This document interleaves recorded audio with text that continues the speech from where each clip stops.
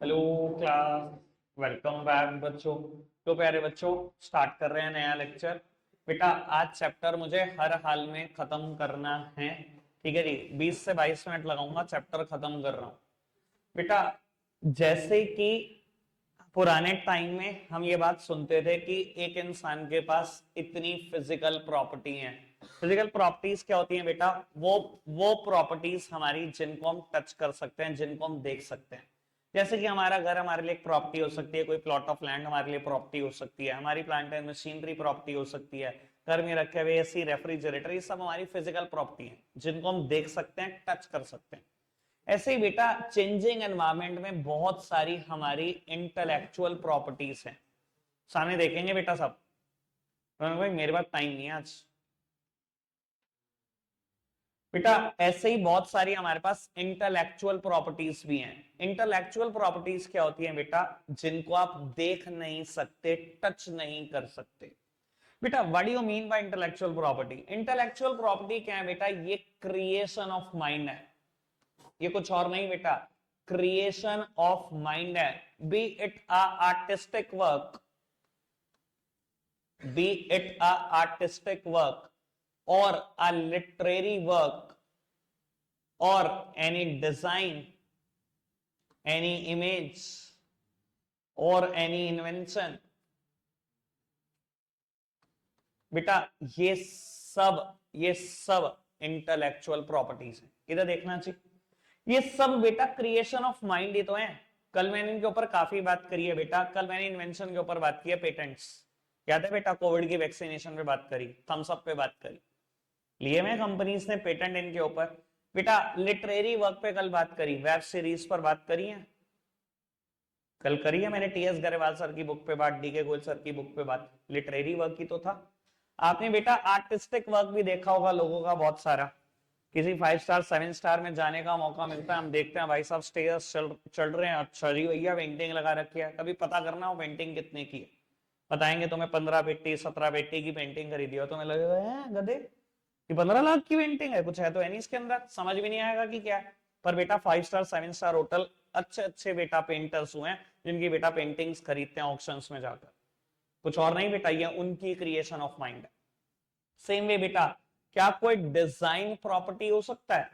बेटा आज की तारीख में ये बात, वैसे कल भी एग्जांपल आ चुका है, टार्चन मूवी में बेटा वो कार कार का डिजाइन दिया था अजय देवगन ने, बिना उसको अपने नाम पर रजिस्टर कराए पहुंच गए दिखाने कंपनी को कि ऐसे डिजाइन की कार बनाओ, मुझे डिजाइन की कीमत दे दो। रजिस्टर कराया नहीं अपने नाम पर, कीमत मांगने चल दिए और उन्होंने कॉपी कर दिया।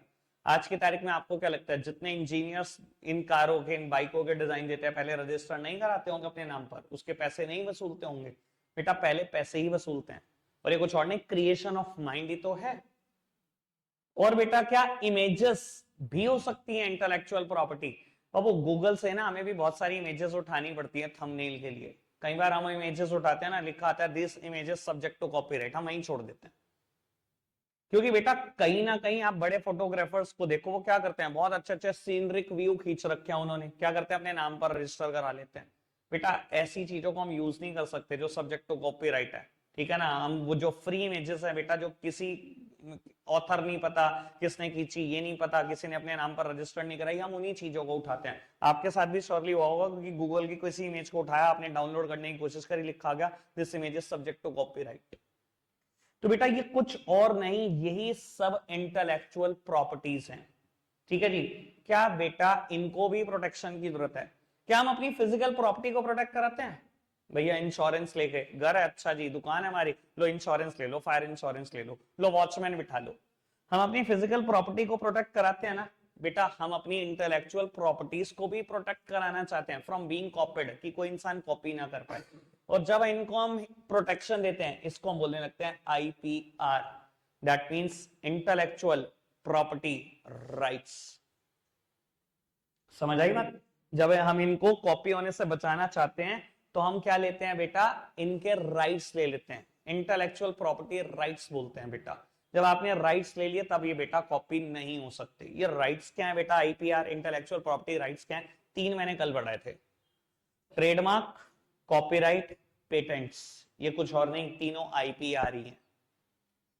आई होप मैंने इंटेलेक्चुअल प्रॉपर्टी का भी मतलब क्लियर कर दिया, इंटेलेक्चुअल प्रॉपर्टी राइट्स का भी मतलब क्लियर कर दिया। कभी भी इंटेलेक्चुअल प्रॉपर्टी की डेफिनेशन याद करनी हो, हमेशा पहले फिजिकल प्रॉपर्टी याद रखना। क्या हम फिजिकल प्रॉपर्टी को प्रोटेक्ट करते हैं इंश्योरेंस से, वॉचमैन से? बिल्कुल वैसे ही हम अपनी इंटेलेक्चुअल प्रॉपर्टी को भी प्रोटेक्ट करना चाहते हैं, जिसको हम बोलने लगते हैं इंटेलेक्चुअल प्रॉपर्टी राइट्स। क्लियर है बात? बेटा पुराने जमाने में ना आईपीआर सिर्फ 3 ही होते थे, सिर्फ 3, कॉपीराइट, पेटेंट, ट्रेडमार्क होते थे। अब जैसे जैसे एनवायरमेंट चेंज होता चला जा रहा है, वैसे बेटा बहुत सारे नए नए आईपीआर आते जा रहे हैं मार्केट में। आपकी एनसीईआरटी ने 7 लिख दिए, तो मेरी मजबूरी है भैया सारे के सारे पढ़ाना। नोट्स आपको मिल गए हैं, पर बेटा नोट्स की वैल्यू कुछ नहीं है जब तक अगर आप मेरी बात को नहीं सुनते। ठीक है जी, फटाफट से हम क्या कर रहे हैं बेटा, इंटेलेक्चुअल प्रॉपर्टी राइट का मीनिंग देख रहे हैं। इधर देखना जी, मैंने समझा दिया। वैसे intellectual property refers to creation of human mind like invention, literary, artistic work, image, design, blah blah blah blah blah, use in the business. Full stop होगा यहाँ पर। फिर आईपीआर का मीनिंग है, IPR allow innovative entrepreneurs to protect their invention. बेटा IPR क्या allow करता है, इंटेलेक्चुअल प्रॉपर्टी राइट क्या अलाउ करता है? अगर आप एक इनोवेटिव एंटरप्रेन्योर हो, बहुत अच्छा सोचते हो, नया सोचते हो, तो आप अपनी इंटेलेक्चुअल प्रॉपर्टी को, अपनी इन्वेंशन को प्रोटेक्ट कर पाओ फ्रॉम बीइंग कॉपीड। ठीक है जी बेटा, 7 तरीके की मुझे बात करनी है, मैं करूंगा 7 तरीके की बात। अब ना बेटा पेपर में कभी कभी ये भी क्वेश्चन आ जाता है, टाइप्स ऑफ इन्वेंशन कितने तरीके की होती है? बेटा अगर इन्वेंशन की बात करूं तो 2 ही तरीके की होती है, एक इंडस्ट्रियल प्रॉपर्टी, दूसरा कॉपीराइट। मैं टोटल 7 बातें पढ़ाऊंगा, कॉपीराइट एक अलग तरफ है, इंडस्ट्रियल प्रॉपर्टी में बची हुई सारी बातें लिख देना। अभी तो आपने 3 ही पढ़ रखी है, तो कॉपीराइट यहाँ है, बाकी बची हुई दोनों बातें, ट्रेडमार्क हो, पेटेंट हो, वो ऊपर है। 4 और बढ़ा देता हूं, 4 और सब इंडस्ट्रियल प्रॉपर्टी में लिखते हैं। इन्वेंशन 2 ही तरीके की। ठीक है जी बाबू, सबसे पहले की बात करते हैं ज्योग्राफिकल इंडिकेशन। ज्योग्राफिकल इंडिकेशन, लो जी इसके बारे में समझाता हूं। बेटा कई बार आपने ऐसा सुना होगा, कुछ चीजें ना एक पर्टिकुलर ज्योग्राफिकल एरिया पर ही होती हैं। ठीक है ना, नेचुरली नेचर ने ना पक्षपात करा है बेटा, कुछ चीजों को ना एक पर्टिकुलर जगह पे ही हो सकती हैं। ठीक है ना, या तो बेटा नेचुरली उसी जगह पर होती हैं, या एग्रीकल्चरली उसको ग्रोन करने की फैसिलिटीज ही वहां पर है बेटा, या बेटा मैन्युफैक्चर करने की अपॉर्चुनिटीज ही वहीं पर है और कहीं पर है ही नहीं। ठीक है, तीनों वजहें हो सकती हैं बेटा। ठीक है ना जी, जैसे कि मैं अगर इंडिया की बात करूं, जेम्स, ज्वेलरीज, जेम्स और ज्वेलरी की अगर मैं बात करूं, सर एक ही हब है, नेचुरली सब कुछ वहीं मिलता है। और बेटा विदाउट अ डाउट आप सब मेरी बात से एग्री करेंगे, एक ही हब है, गुजरात। जितना जेम्स, जितनी ज्वेलरी पूरे इंडिया में है, ठीक है, उसकी 10 गुनी कर लो अकेले गुजरात में। 10 गुने से भी मैं कम बोल रहा हूं, शायद 100 गुना ही। सर सारे डिजाइन अहमदाबाद सूरत, अहमदाबाद सूरत, जिसको डायमंड मर्चेंट बनना है, अहमदाबाद सूरत, अहमदाबाद सूरत, सब यहीं जाते हैं। तीसरी कोई सिटी का नाम ही नहीं आता। पता है ना आपको, अभी मोदी जी ने सिर्फ 2 महीने पहले एक बिल्डिंग की ओपनिंग करी है, यहाँ सारे ज्वेलरी मर्चेंट है। बिल्डिंग, होश उड़ जाएंगे, अभी डालकर देख लेना थोड़ी देर में गूगल में, होश ही उड़ जाएंगे, कितने कुछ अरब करोड़ की थी भैया वो बिल्डिंग भी, कुछ अरब करोड़ की। मैं अभी न्यूज ही सुन रहा था कुछ दिन पहले। तो बेटा अब एक बात समझो, क्या ये चीजें रजिस्टर करा सकते हो आप? बिल्कुल रजिस्टर हो सकती है, बिल्कुल। इन्हें हम बोलते हैं ज्योग्राफिकल इंडिकेशन। क्या है ज्योग्राफिकल इंडिकेशन? दोबारा सुन लो बेटा, कुछ चीजें नेचुरली एक पर्टिकुलर प्लेस पर ही होती हैं, या एग्रीकल्चरली उसको ग्रोन करने की फैसिलिटी उस पर्टिकुलर लोकेशन पर है, या कुछ चीजों को मैन्युफैक्चर करने की अपॉर्चुनिटी कुछ पर्टिकुलर लोकेशन पर है। जैसे कि मैं बात करूं हैंडीक्राफ्ट की, पूरे इंडिया में किसका नाम आएगा? सबसे पहले किसका नाम आएगा हैंडीक्राफ्ट में? आपकी सिटी का, सहारनपुर। आएगा ही नहीं, दूसरा नाम ही नहीं आने का। क्यों? क्योंकि बेटा मैन्युफैक्चर करने की सबसे ज्यादा अपॉर्चुनिटीज ही यहां पर है, लकड़ी सबसे ज्यादा अच्छी यहां पर है, ठीक है, लेबर ही सबसे ज्यादा चीप यहां पर है, सारे कारखाने फैक्ट्रीज ही यहां लगी हुई हैं। समझ में आती है बात? सेम वे बेटा कुछ चीजों को एग्रीकल्चरली ग्रोन करने की फैसिलिटीज कुछ पर्टिकुलर लोकेशन पे होती है। कहावत है बेटा, जब नागपुर जाते तो संतरे लेकर नहीं जाते। क्यों? क्योंकि नागपुर में संतरे ही तो फेमस हैं। और फेमस क्या है? ठीक है। सेम वे अगर मैं बात करूं एप्पल्स की, तो कश्मीर भैया सेब लेके नहीं जाते। कश्मीर में आपको पता है कितनी स्पेशीज मिल जाती हैं सेब की? सेब एक ऐसा फल है, पूरी दुनिया में इससे ज्यादा स्पेशीज किसी चीज की है ही नहीं। 30 साल तक हम रोज नई स्पेशीज का एप्पल खा सकते हैं। 30 साल तक लगभग 10,000 से भी ज्यादा स्पेशीज वर्ल्ड वाइड अवेलेबल है एप्पल की, और उसमें most of the species Kashmir में अकेले अवेलेबल है। ठीक है जी। अगर मैं मैंगोज की बात करूं बेटा, एग्रीकल्चरली उसको ग्रोन करने की फैसिलिटी सहारनपुर से अच्छी कहीं नहीं है, कहीं है ही नहीं। सहारनपुर से अच्छी कहीं नहीं है। तो समझ में आती है बेटा बात? इन सब को हम क्या बोलते हैं? Geographical indication. कोई दिक्कत कोई परेशानी तो नहीं? मतलब समझ में आया? आगे बढ़ जाएं बेटा। आगे बढ़ा रहा हूं बात को, मैंने जो बताया है वही सब लिखा है। पेटेंट के ऊपर मैं एक और बात करूंगा हल्की सी, थोड़ी देर में करता हूं। फिलहाल एक नए टॉपिक की बात करते हैं, प्लांट वैरायटी। सब सामने देखना बेटा। ये प्लांट वैरायटी क्या चीज है बेटा? अभी ना जैसे जैसे एनवायरमेंट चेंज होता जा रहा है, बहुत कुछ चेंज होता जा रहा है बेटा। और ये सिर्फ ना बेटा, सिर्फ मैं कहूं टेक्नोलॉजी में नहीं बेटा, खाने पीने में भी चेंज होता जा रहा है। सिर्फ 10 से 12 साल पहले की बात कर देता हूं, जब मैं शायद आपकी एज में था और 12th क्लास में था। मैंने कभी शिमला मिर्च ना बेटा हरी के अलावा पीली और ऑरेंज लाल नहीं देखी। मैंने नहीं देखी थी कभी, थी भी नहीं मार्केट में। लेकिन बेटा जैसे जैसे नई इन्वेंशन होती जा रही है, तो किसान कहां पीछे रहने वाला? उसने क्या करा, एक सीड लिया, ठीक है जी, और दूसरा सीड लिया, मिक्स करा, एक हाइब्रिड फसल बना दी बेटा। और शिमला मिर्च भी बेटा पीले रंग की होने लगी और लाल रंग की होने लगी। सर ईमानदारी से बताओ, मुझे तो खैर नहीं पता, तब तक तो होश भी नहीं संभाला होगा। 10-12 साल पहले होती थी शिमला मिर्च? होती नहीं थी भाई, बड़ी ईमानदारी की बात है ये। हमने नहीं देखी थी भैया, मेरी 12th क्लास में मैंने नहीं देखी थी शिमला मिर्च, हरे ही रंग की देखी थी, हमें हरे ही पता था। कैबेज की बात करूं आज के तारीख में, पर्पल कलर की कैबेज आती है, कईयों ने देख ली होगी। ये कैसे होगा भैया? ये इन्वेंशन ही तो है। और क्या है? आपने क्या करा, एक कैबेज का सीड लिया, कुछ और दूसरा सीड लिया, मिक्स करा, एक हाइब्रिड फसल, एक हाइब्रिड प्लांट उगा दिया जी, और कैबेज भी हो गई पर्पल कलर की। बेटा कैरेट को देखा है? नॉर्मली जो अब सीजन की कैरेट आएगी रेड है, बिल्कुल रेड है। सर हम ऑफ सीजन गर्मियों में ऑरेंज कलर की कैरेट खा रहे होते हैं, ये कहां से आ गई भैया ऑरेंज कलर की कैरेट? कुछ और नहीं बेटा, ये प्लांट वैरायटी है। और अगर आपने इन्वेंशन किया, आप अपने नाम पर रजिस्टर करा सकते हो इसको, इसी का नाम प्लांट वैरायटी है। बात समझ में आती है जी? कोई दिक्कत कोई परेशानी तो नहीं? जो मैं एग्जांपल दे रहा हूं बिल्कुल आपके सामने हो रही हैं ये सब चीजें। बेटा आगे बढ़ जाते हैं। सेमीकंडक्टर आईसी, ऑल्दो बेटा मैंने ना कभी इतनी टेक्निकलिटीज में, मैं कोई मैकेनिकल इंजीनियर तो हूं नहीं, आपने भी ऑब्वियसली बेटा बस ऊपर ऊपर से सेमीकंडक्टर आईसी के बारे में सुना होगा। एनसीईआरटी ने बड़ी टफ लैंग्वेज लिखी हुई है, मैंने इसको 2-3 बातों में खत्म कर दिया। आप देख लेना स्कूल क्या कराता है, मुझे तो लगता नहीं स्कूल कुछ कराएगा भी, पर फिर भी मैं बात बता देता हूँ बेटा। कई बार ना ऐसा होता है, हमारा मोबाइल फोन ना स्विच ऑफ हो गया, ऐसा वर्ड सुने होंगे आपने, स्विच ऑफ हो गया। मान लो हम कीपैड फोन चलाते थे और ऑन नहीं हो रहा, ठीक है जी, बैटरी बदल के देख ली ऑन नहीं हो रहा, हम रिपेयर कराने के लिए ले गए, तो मैकेनिक ने बोला जी इसकी ना आईसी उड़ गई है, आईसी बदलनी पड़ेगी। ऐसा वर्ड सुना है कभी? आईसी बेटा किसी भी मदरबोर्ड का ना मेन इक्विपमेंट होता है, किसी भी मदरबोर्ड का।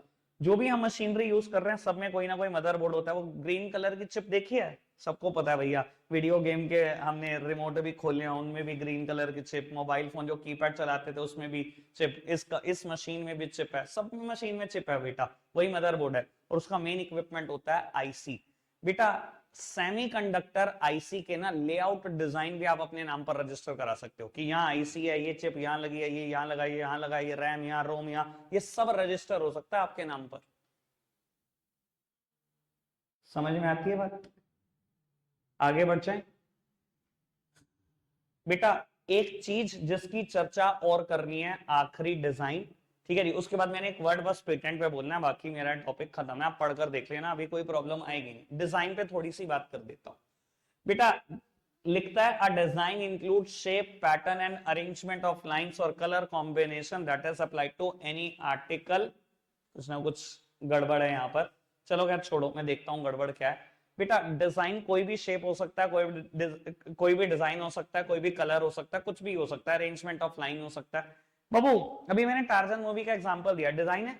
अच्छा एप्पल के फोन का डिजाइन है, एक पर्टिकुलर डिजाइन है। बेटा डिजाइन इंडिया में 10 साल के लिए रजिस्टर होते हैं और बाद में रिन्यू भी कराए जा सकते हैं 5 साल के लिए। और मेरे को लगता है इतना टाइम ना बहुत सफिशिएंट होता है। मान लो आईफोन 5 आया, ठीक है जी, क्या करा एप्पल ने अपने नाम पर इस डिजाइन को रजिस्टर करा लिया, 10 साल खिंच गए, 5 साल के लिए और रिन्यू करा लिया, 15 साल खिंच गए। जिस टाइम i20 आ रहा होगा उस टाइम अगर कोई कॉपी करता भी है करने दो, क्या उस टाइम तक कोई वर्थ बच चुकी होगी आईफोन 5 की? समझ में आती है बात?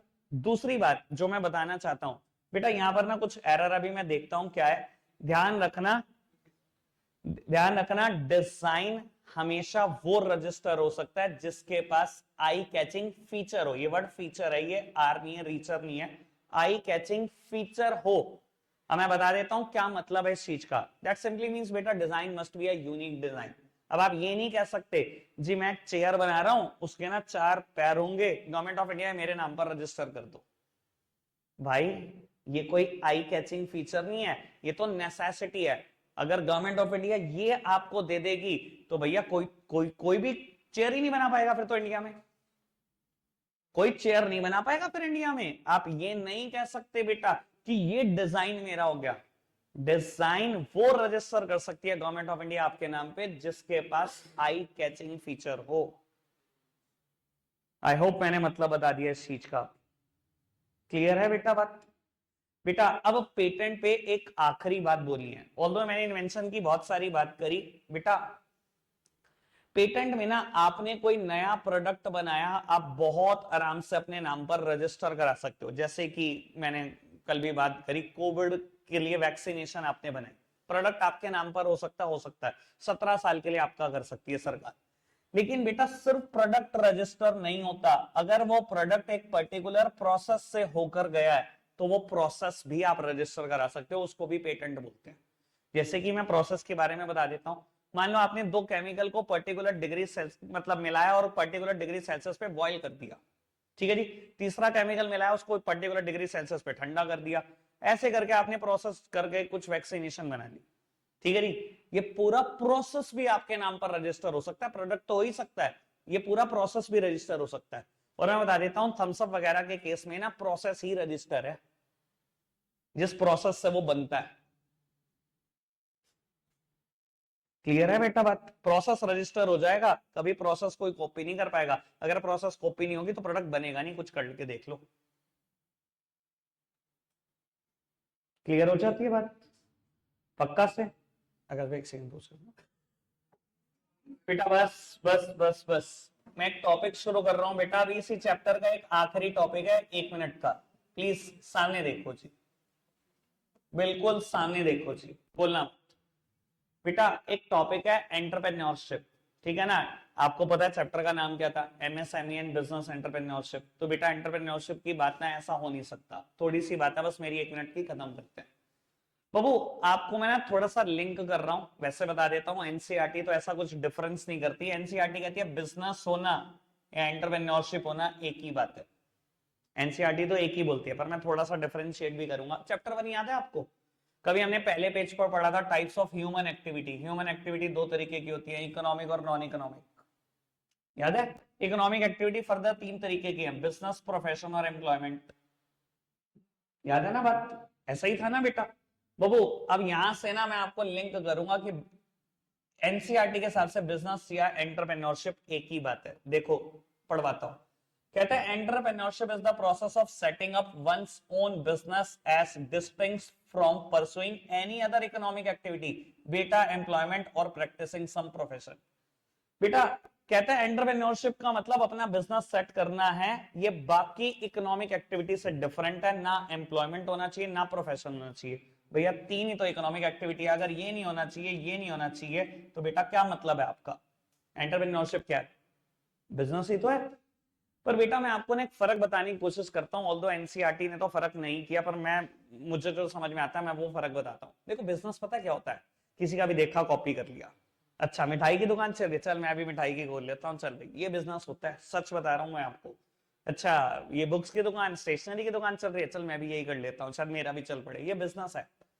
बेटा जब तक बिजनेस में इनोवेशन नहीं डलता तब तक वो एंटरप्रेन्योरशिप होता ही नहीं। मैंने ना अभी आपको कुछ दिन पहले एक आइडिया शेयर किया था अपने एक स्टूडेंट का, कि वो क्या कर रहा है चंडीगढ़ में बैठ के। बताया था ना अभी आपको कि चंडीगढ़ में बैठ के यूएसए के कैसे ट्रकिंग मैनेज कर रहा है।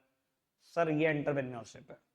जो कोई नहीं सोचता ना, और आप सोचते हो और इनोवेशन और यूनिकनेस लाते हो उसके अंदर, वो एंटरप्रेन्योरशिप है, वो बिजनेस नहीं है। समझ में फर्क आया क्या होता है बिजनेस और एंटरप्रेन्योरशिप का फर्क? चलो खैर आगे बढ़ाते हैं चर्चा को। एक क्वेश्चन आता है 1 मार्कर, बहुत बार आता है, ये एंटरप्रेन्योरशिप क्या चीज होती है, ये एंटरप्रेन्योर क्या होता है, ये एंटरप्राइज क्या होती है। बेटा 1 मार्कर एमसीक्यू में आ सकता है। एंटरप्रेन्योर एक पर्सन है, एंटरप्रेन्योरशिप एक प्रोसेस है, और ये पर्सन जब इस प्रोसेस को यूज करता है तो उसका आउटकम आता है, उसका रिजल्ट आता है, वो उसे एंटरप्राइज बोलते हैं। ठीक है जी, तीनों वर्ड ध्यान देंगे। एंटरप्रेन्योर तो पर्सन ही है, एंटरप्रेन्योरशिप एक प्रोसेस है, और बेटा एंटरप्राइज क्या है? बेटा जब एक एंटरप्रेन्योर इस प्रोसेस को यूज करता है तो उसका आउटकम ये आता है, बिजनेस खड़ा हो जाता है, जिसको हम एंटरप्राइज बोलते हैं।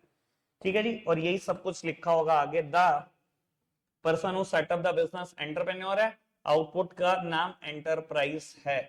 ठीक है जी, कोई दिक्कत कोई परेशानी तो नहीं। अब बेटा ये बड़ी पुरानी बात है, कहता है करेक्टरिस्टिक क्या एंटरप्रेन्योरशिप की। जब तुमने बिजनेस और एंटरप्रेन्योरशिप को एक बोला तो करेक्टरिस्टिक कुछ डिफरेंट होंगी।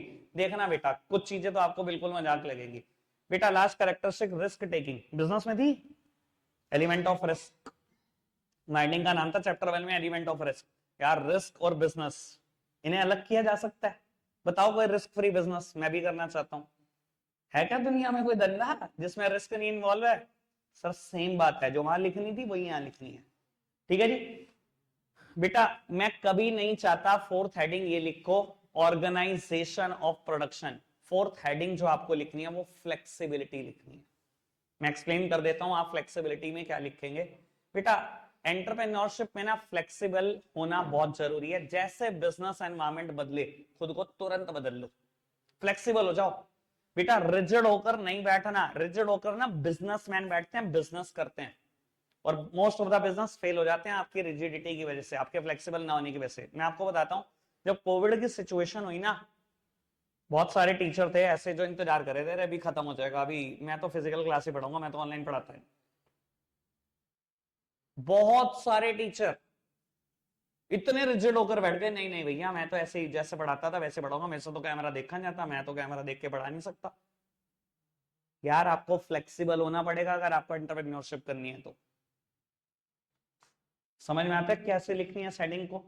बेटा इससे ऊपर एक हेडिंग लिखी गई है, कहने की जरूरत ही नहीं, इनोवेशन। पढ़ा है चैप्टर 1 में, सब कुछ पढ़ा है, और मैंने तो पहले ही बोल दिया कि बिजनेस और एंटरप्रेन्योरशिप में फर्क ही इनोवेशन का होता है। किसी का देख के कॉपी किया तो बिजनेस ही किया। ठीक है जी। बेटा बताने की जरूरत, लॉफुल एंड पर्पसफुल एक्टिविटी। बेटा एंटरप्रेन्योरशिप मस्ट बी लॉफुल। ऐसा करें, चलो कोकीन का धंधा शुरू करते हैं, ये एंटरप्रेन्योरशिप है। चलो किसी को किडनैप करेंगे फिर औती मांगेंगे उससे, एंटरप्रेन्योरशिप है? कह रहे बिजनेस है। कर दो। Purpose must be lawful. Law के खिलाफ गए, कुछ नहीं कर रहे हो, फिर बिजनेस भी नहीं कर रहे हो और एंटरप्रेन्योरशिप भी नहीं कर रहे हो, जेल मिलेगी बेटा लॉ के खिलाफ जाओगे तो। ठीक है ना जी। और बेटा last one is systematic activity, ये मैं काम की बात बोलूंगा यहां पर। बेटा जितने भी आप एंटरप्रेन्योर देखते हो ना, ये कोई बाय चांस नहीं है, ये कोई उनका लक नहीं है, ये कोई मिस्टीरियस गिफ्ट नहीं है जो किसी ने आकर दे दिया हो आपको। बेटा एंटरप्रेन्योरशिप एक सिस्टमैटिक प्रोसेस है, स्टेप बाय स्टेप आप वहां तक पहुंचते हो और सक्सेसफुल होते हो। ठीक है ना। आपको लगेगा कि यार आज की तारीख में सब बोल देते हैं मुकेश अंबानी एक सक्सेसफुल एंटरप्रेन्योर है, नहीं यार ये तो लगता उसके पिताजी दे गए, उसको तो इनहेरिटेंस में सब कुछ मिला। बेटा ठीक है, मैं कहता हूं मिला होगा इनहेरिटेंस में बहुत कुछ, पर आपको क्या लगता है उसका कोई योगदान नहीं है उसको बढ़ाने में? कुछ नहीं, क्या अपनी संपत्ति को 1000 गुना कर दिया होगा जितने पिताजी दे गए उसके बाद।